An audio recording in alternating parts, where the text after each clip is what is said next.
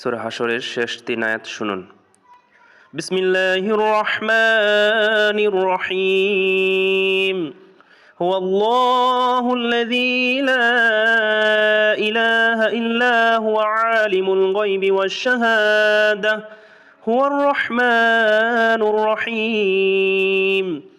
হুয়াল্লাহুল্লাযী লা ইলাহা ইল্লা হু الملك القدوس السلام المؤمن المهيمن العزيز الجبار المتكبر سبحان الله عما يشركون.